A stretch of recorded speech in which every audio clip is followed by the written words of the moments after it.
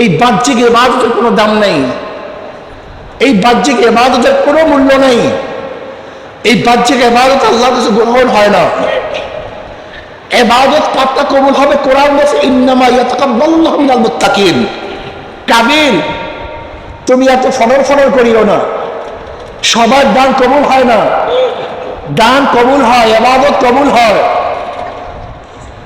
যাদের মধ্যে তাকওয়া আছে। আল্লাহ পাক বাহ্যিক ইবাদত দেখেন না। লা ইয়ানালুল্লাহু লুহুমুহা ওয়ালা দিমাউহা ওয়ালাকিন ইয়ানালুত তাকওয়া মিনকুম। এই যে আমরা দেখবেন কুরবানির সময় বিশাল বিশাল গরু দেই, বিশাল বিশাল মহিষ দেই। হ্যাঁ, কোরবানিতে উত্তম জিনিস দেওয়া ভালো, আকর্ষণীয় জিনিস দেওয়াই তো ভালো। যেরকম হাবিল তার সমস্ত পালের মধ্যে যেই দুম্বাটা সবচেয়ে ভালো ছিল, সেই ভালো দুম্বাটা কিন্তু দান করছিল হাবিল। কথাটা বুঝাতে পারিনি। তা দান করার নিয়ম উত্তম জিনিস। সেরকম হাবিল তার পালের মধ্যে সবচেয়ে আকর্ষণীয় সবচেয়ে দামি জিনিসটাই দান করেছিল। কুরবানি তো ভালো জিনিসই করা উচিত, কিন্তু আমরা কি করি? শুধু গোশত এবং রক্ত কুরবানি করি, কিন্তু আমার ভিতরে যে পশু আছে সেই পশুকে কুরবানি করি না। কিন্তু এই পশু কুরবানি না করলে ওই বাহিরের পশু কবুল হয় না। আমরা পেশ করি সামনে, আমরা সবাই গরু জবে দেই। যেমন হাবিলও মানত করে সামনে রাখছে, কাবিলও মানত করছে সামনে রাখছে, কিন্তু কারটা কবুল হয়েছে কারটা কবুল হয় নাই তৎকালীন সময় আমরা দেখতে পারতাম, কিন্তু এখন তার দেখতে পারি না। এখন দেখতে পারলে দেখতাম কত মানুষেরটাই যেন পড়ে আছে, সেটা কবুল হয় না। আল্লাহ আমাদের সবাইকে এমন দিল তৈয়ার করে দেন যার মাধ্যমে যেন আমার তা কবুল হয়ে যায়। কার থেকে কবুল হয়? ঘুষ থাকে কোথায়? তুমি বলো কার থেকে কবুল হয়? মাশাআল্লাহ, বলেন কার থেকে কবুল হয়? এই একটা মাথার মধ্যে ঢুকান।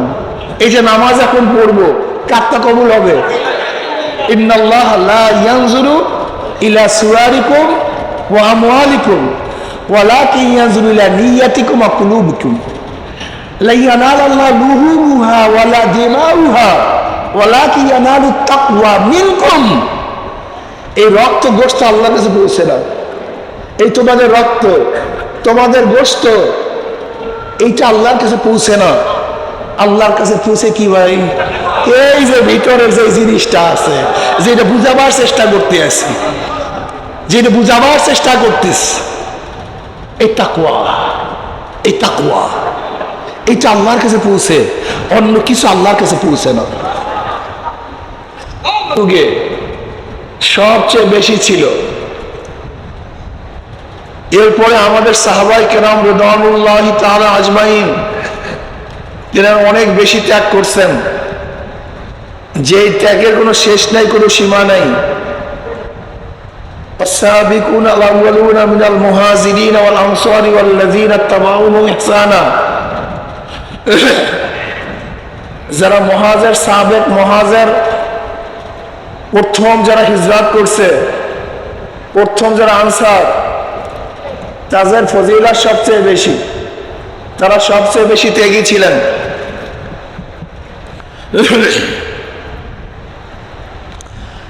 আজকে চরমোনাই ময়দানে যে হালাত, এই চরমোনাই ময়দানে যারা প্রথম ছিলেন, প্রথম মুজাহিদ ছিলেন, তারা দামি, তারা আমাদের চেয়ে অনেক বেশি দামি। কি কথা ঠিক না?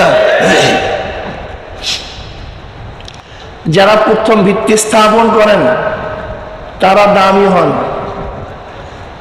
যারা ন্যাকের সূচনা করেন, কিয়ামত পর্যন্ত ওই সূচনায় যত ন্যাক হয়, যারা সূচনা করেন তারা একটা অংশ তারা পান। আদ-দাল্লু আলা খায়রিন কাফাইলিহি। আপনি যদি দাওয়াত দিয়ে কাউকে নেককার বানাতে পারেন, আপনি যদি দাওয়াত দিয়ে কাউকে নেককার বানাতে পারেন, আপনার দাওয়াত ওই ব্যক্তি যত নেক করবে, দায়ীর আমল নামায় আল্লাহ পাক রব্বুল আলামিন ওই পরিমাণ নেক লিখে দিবেন। দায়ীর আমল নামা ওই পরিমাণ নেক লিখে দিবেন। লা ইয়ানকুসু যালিকা মিন উজুরিহিম শাইয়া, কিন্তু যেই ব্যক্তি ন্যাক করবে তার থেকে কর্তন করে নয়। এটা আল্লাহ পাকের স্পেশাল বরাদ্দ। কি বরাদ্দ? স্পেশালে সবাই কান দিয়ে শোনেন, খুব ভালো মতো কান লাগান। দায়ীর ফজিলত, দায়ীর দাম, দায়ীর মান, দায়ীর চেয়ে মানই কিছু হতে পারে না। ধরেন আপনি একজনকে দাওয়াত দিচ্ছেন নামাজের জন্য, আপনার দাওয়াতে সেই ব্যক্তি নামাজ পড়লো,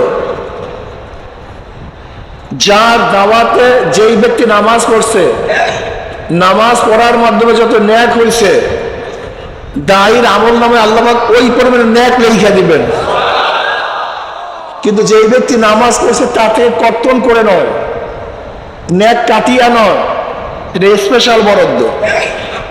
এর চেয়ে বড় ভালো কাজ কিছুই হতে পারে না, এর চেয়ে দামি কোনো কাজ হতে পারে না। আচ্ছা বলেন তো, আপনি বৎসরে ফরজ রোজা কয়টা রাখবেন? এর বেশি রাখার কোনো সুযোগ আছে? কোনো অবস্থাতেই পারবেন? কোনো অবস্থাতেই পারবেন না। কিন্তু আপনি যে দাওয়াত দিয়ে 30 জনকে রোজা রাখান, ওই 30 জনের সব আপনার আমল নামায়। আপনি যদি 50 জনকে রাখান, 50 জনের সব আপনার আমল নামায়। যদি 100 জনকে রাখান, ওই পরিমাণের সব আপনার আমল নামায়। যদি 1 লক্ষ মানুষকে রাখান, ওই পরিমাণের সব আপনার আমল নামায়। এর চেয়ে বড় দামি কোনো জিনিস নেই। এর জন্য একজন মুসলমান মুমিনের সবসময় মাথায় থাকতে হবে দাওয়াত। কি থাকতে হবে? দাওয়াত। আচ্ছা, এইমাত্র আমি যে ফজিলাত বয়ান করছি, যে আমার মাথার মধ্যে একবার ঢুকে যে আমি যদি কাউকে দাওয়াত দেওয়ার কারণে সে ইবাদত শুরু করে, নেকের কাজ করা শুরু করে, আর তার নেক হুবহু আল্লাহ পাক ওই পরিমাণ আমার আমল নামায় লিখে দিবেন, তাই বলেন তো কাজের স্প্রিয়া কেমন হয়? হ্যাঁ, অনেক চরমুনার মুজাহিদ এরকম ছিল, এখনো কিছু আছে। এই চরমুনার ময়দান, চরমুনায় আসার আগে বা আমরা যখন মাহফিলে যাই বা হালকার জন্য, মাসিক ইজতেমার জন্য, আল্লাহ নতুন ভাইদেরকে গাঁটটি, বস্তা, টাকা পয়সা, সময়, অর্থ, গরুর খাবার, এই কত কিছু দিয়ে চরমনায় নিয়ে আসে। কেন নিয়ে আসে? একমাত্র আল্লাহ তুমি তাকে হেদায়েত দিয়া দাও, আল্লাহ তুমি তাকে হেদায়েত দিয়া দাও। ওই আশা, আমার চেষ্টার মাধ্যমে, আমার সাধনার মাধ্যমে আল্লাহ যদি এই ব্যক্তিকে হেদায়েত দেয়, তো ওই ব্যক্তি যত ন্যাক করবে, ওই পরিমাণে ন্যাক আমার আমল নয় মাওলাই লিখে দিবে। কি দাওয়াত দেব কি দেব না, দরকার আছে কি নাই? মক্কার মধ্যে কোরআন নাজিল হয়েছে, নবী আলাইহিস সালাতু ওয়াস সালাম আসছে মক্কা। আজকে সাগরের কিনারায় এই বাংলাদেশে আমরা দিন কিভাবে পেলাম? আমাদের কাছে তো নবী আসে নাই, আমরা দিন পেলাম কিভাবে? কিসের মাধ্যমে? জোরে বলেন, দাওয়াত। গোটা দুনিয়ার মধ্যে দিন ছড়িয়ে পড়ছে কিভাবে? দাওয়াত। উদউ ইলা সাবিলি রাব্বিক বিল হিকমা ওয়াল মাউইজাতিল হাসানা ওয়া জাদিলহুম বিল্লাতি হিয়া আহসান। উদউ ইলা সাবিলি রাব্বিক, তোমরা মানুষকে তোমার রবের রাস্তার দিকে ডাকো। উদউ, ডাকো, ডাকতে হবে। আমার মধ্যে যোগ্যতা নাই, আমার মধ্যে যোগ্যতা নাই, কিন্তু যার যোগ্যতা আছে তার কাছে নিয়ে যাওয়া। বুঝাতে পারি নাই, আমি মানুষকে বুঝাতে পারি না, এই যোগ্যতা আমার মধ্যে নেই। যেই মাজলিসে বুঝানো হয়, যেই মাজলিসে বুঝাতে পারে, এরকম মাজলিসে যদি আমি তাকে নিয়ে যাই, যদি আল্লাহ এই উসিলা তাকে হেদায়েত দেন, কি স্পেশাল। এই তো আলহামদুলিল্লাহ, বয়ান বুঝছে স্পেশাল। শুধু তাই নয়, এইভাবে যেরকম এই মাহফিল আয়োজন যারা করছেন, আয়োজক, এই মাহফিলে যারা খরচ করছেন, আল্লাহ পাক যদি এই মাহফিলের মাধ্যমে কিছু মানুষকে হেদায়েত দেন, এই যত মানুষ সম্পৃক্ত ন্যাক পাবে কি পাবে না? এইভাবে মাদ্রাসায় যে আমরা দান করি, এই মাদ্রাসার মাধ্যমে যত আলেম হবে কিয়ামত পর্যন্ত ইলমে দ্বীনের যে খেদমত জারি থাকবে, আমার যে খেদমত এখানে ছিল ন্যাক হবে কি হবে না? সহজ মাসালা, মাসালা সহজ। যেই ব্যক্তি করে নেকের কাজের আঞ্জাম দেওয়ার সূচনা করে, যেই ব্যক্তি কোন নেকের কাজের সূচনা করে আঞ্জাম দেয়, ওই মাধ্যমে যত ন্যাক হয়, যেই ব্যক্তি নেকের কাজের আঞ্জাম দিয়ে সূচনা করছে তার আমলনামায় লেখা হবে। আর যেই ব্যক্তি কোনো গুনার কাজের সূচনা করবে এবং ওই গুনার কাজের সূচনার মাধ্যমে আঞ্জামের মাধ্যমে যত মানুষ গুনাহ করবে, যাদের মাধ্যমে সূচনা হয়েছে তাদের আমলনামায় লেখা হবে। আচ্ছা বলেন তো, দুনিয়ার মধ্যে সর্বপ্রথম অবৈধ খুন কে করছে? কাবিল। কে করছে? এই ঘটনা আপনারা জানেন। আদম এবং হাওয়া আলাইহিস সালাতু ওয়াস সালামের মাধ্যমে আল্লাহ পাক গোটা দুনিয়ার মধ্যে বংশ বিস্তার করেছেন। হাওয়া আলাইহিস সালাতু ওয়াস সালামের গর্ভে সবসময় দুইটা সন্তান হইতো। কয় সন্তান? একজন ছেলে একজন মেয়ে। আল্লাহ পাক এই সৃষ্টি করেছেন বংশ বিস্তারের জন্য। একজন ছেলে একজন মেয়ে।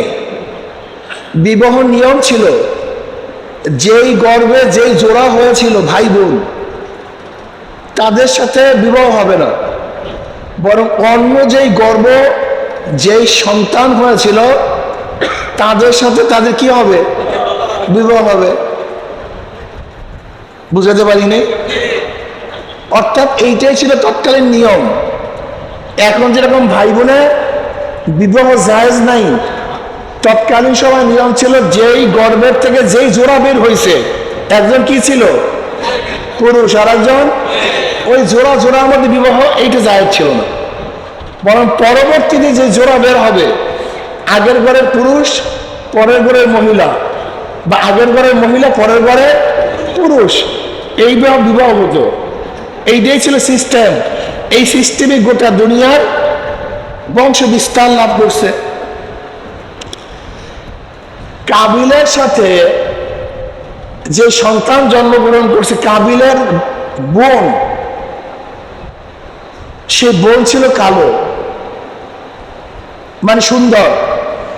আর হাবিলের সাথে যে বোন জন্ম হয়েছে সেই বোন ছিল কালো। এখন নিয়ম অনুযায়ী হাবিলের সাথে যে বোন জন্মগ্রহণ করছে তাকে বিবাহ করবে কে? কাবিল। আর কাবিলের সাথে যে বোন জন্ম হয়েছে তাকে বিবাহ করবে কে? হাবিল। এমনিতে উসুল এই নিয়মের মধ্যে সুন্দরী মেয়ে পড়ছে কার ভাগে? হাবিলের ভাগে। আর কালো মেয়ে পড়ছে কার ভাগে? কাবিলের ভাগে। এইটাই কানুন, এইটাই নিয়ম। এবার কাবিল বেঁকে পড়ছে, না আমি এটা মানি না। আদম আলাইহিস সালাতু ওয়াস সালাম বুঝাবার চেষ্টা করেছেন, না আমি মানি না। আদম আলাইহিস সালাতু ওয়াস সালাম বলতেন মান্নত করো। কি করো? আল্লাহর রাস্তায় মান্নত করো। যার মান্নত কবুল হবে সেই অনুযায়ী ফয়সালা হবে। হাবিল ভেড়া পালতেন, দুম্বা পালতেন, ছাগল পালতেন, আর কাবিল কৃষি কাজ করতেন। কাবিল অনেকগুলি কৃষি পণ্য মানত করছে, দান করছে। আর কাবিল তার ছাগল বা ভেড়া বা দুম্বা আল্লাহ রাস্তায় দান করছে। তৎকালীন সময়ে মানত কবুল হওয়ার নিয়ম ছিল, আসমান থেকে এক অগ্নিকাণ্ড এসে যেটাকে ভক্ষণ করতো সেটা কবুল হইতো, আর যেটা ভক্ষণ করতো না সেটা কবুল হইতো না। এইটা হলো কবুলিয়াতের নিয়ম ছিল। মানত কিসের উপরে? কে কোন মেয়ে ভাগে পাবে। যদি হাবিলের মানত কবুল হয় তাহলে তার ভাগে কালো মেয়ে, আর কাবিলের মানত যদি কবুল হয় তার ভাগে সুন্দরী মেয়ে। এর জন্য মানত করা হয়েছে, কোরআন হাউসে ধরে নেন। আল্লাহর কি কৃষ্ণা, আল্লাহর তরফ থেকে হাবিলের মানত কবুল হয়েছে। আসমান থেকে আগুনের খণ্ড এসে সেটা ফক্কর করছে। কিন্তু এই বড় হাবিলে তো কবুল হবে, কাবিল মানতে পারে নাই। কাবিল মানতে, এরপর কাবিল হাজারো কথা বলে। তখন হাবিল কি বলে? ইন্নামা ইয়াতাকাব্বালুল্লাহু মিনাল মুত্তাকিন, ইন্নামা ইয়াতাকাব্বালুল্লাহু মিনাল মুত্তাকিন। আল্লাহ রাব্বুল আলামিন তো মুত্তাকিনদের থেকেই কবুল করেন, যারা আল্লাহর ভয়, আল্লাহর জন্য অন্তরের ভয়, অন্তরের মহাব্বতে মাওলার জন্য যারা দান করে তাদেরটাই কবুল হয়। অর্থাৎ তাকওয়া ব্যতীত কোনো আমল কবুল হয় না। ইন্নামা ইয়াতাকাব্বালুল্লাহু মিনাল মুত্তাকিন, এই কথাটা খুব ভালোভাবে মনে রাখতে হবে। এই ইতিহাস থেকে, এই ঘটনার থেকে তখন হাবিল কি মন্তব্য করলেন? কাদেরটা কবুল হয়? জোরে বলেন, কাদেরটা?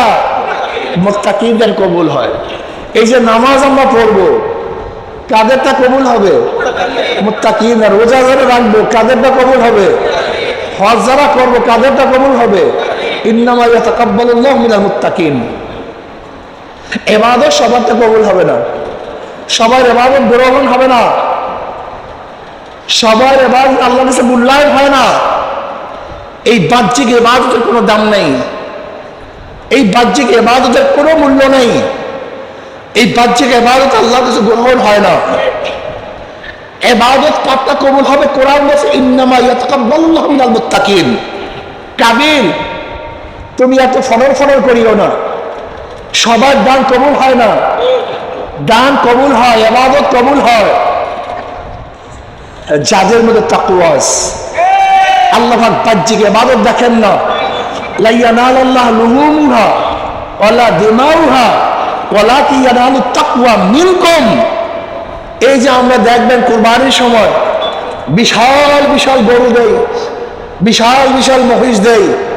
হ্যাঁ, কোরবানিতে উত্তম জিনিস দেওয়া ভালো, আকর্ষণীয় জিনিস দেওয়াই তো ভালো। যেরকম হাবিল তার সমস্ত পালের মধ্যে যেই দুম্বাটা সবচেয়ে ভালো ছিল, সেই ভালো দুম্বাটা কিন্তু দান করছিল হাবিল। কথাটা বুঝাতে পারিনি। তা দান করার নিয়ম উত্তম জিনিস। সেরকম হাবিল তার পালের মধ্যে সবচেয়ে আকর্ষণীয়, সবচেয়ে দামি জিনিসটাই দান করেছিল। কুরবানি তো ভালো জিনিসই করা উচিত, কিন্তু আমরা কি করি? শুধু গোশত এবং রক্ত কোরবানি করি, কিন্তু আমার ভিতরে যে পশু আছে সেই পশুকে কোরবানি করি না। কিন্তু এই পশু কোরবানি না করলে ওই বাহিরের পশু কবুল হয় না। আমরা পেশ করি সামনে, আমরা সবাই গরু জবে দেই। যেন হাবিলও মানত করে সামনে রাখছে, কাবিলও মানত করছে সামনে রাখছে, কিন্তু কারটা কবুল হয়েছে, কারটা কবুল হয় নাই তৎকালীন সময় আমরা দেখতে পারতাম, কিন্তু এখন তার দেখতে পারি না। এখন দেখতে পারলে দেখতাম কত মানুষেরটাই যেন পড়ে আছে, সেটা কবুল হয় না। আল্লাহ আমাদের সবাইকে এমন দিল তৈয়ার করে দেন যার মাধ্যমে যেন আমার সাথে কবুল হয়ে যায়। কার থেকে কবুল হয়?